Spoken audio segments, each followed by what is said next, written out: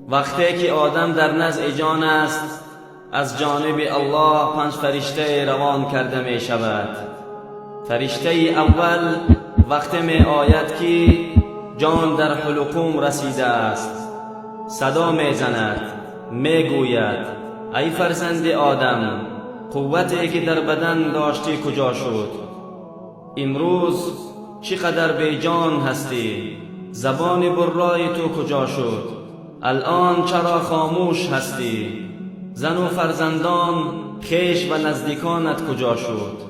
کی تو را تنها کرد؟ وقتی که جان از بدن خارج می شود و کفن را بر تنش می کنند، فرشته دوم می آید، صدا می زند و می گوید ای فرزند آدم، از ترس تنگدستی مال و ملکی که تو جمع کرده بودی کجا شدند؟ به خاطر رهایی یافتن از تباهی و بربادی خانه ساخته بودی، خانه ات کجا شد؟ به خاطر رهایی از تنهایی نسل بنیاد کرده بودی، کجا شد؟ و بعد از ادای نماز جنازه فرشته سوم می آید، صدا می زند و می گوید ای فرزند آدم، الان سفری در پیش داری که هیچگاه چنین سفری دراز طی نکرده بودی و با قوم ملاقات می کنی که هیچگاه ملاقات نکرده بودی.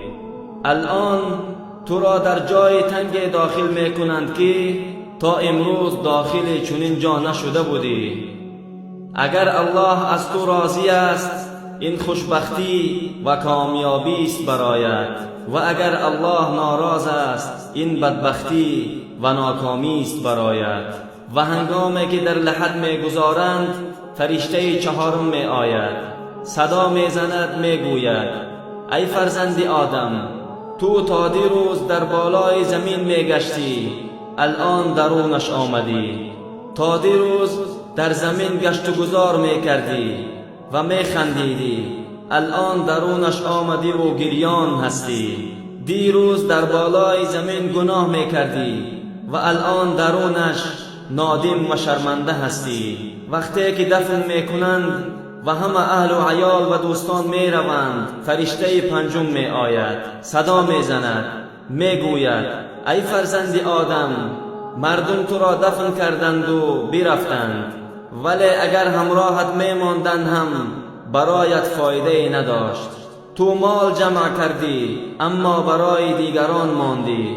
الان یا اینکه باغ از باغهای جنت است برایت، و یا اینکه در وادی از وادیهای دوزخ داخل کرده می شوی. خدایا ما را از سکرات موت و عذاب قبر نجات بده، آمین. این ویدیو را نشر کنید، شاید که به سبب یک نشر شما در دل کسی تأثیر کند و در ثواب شریک شوید.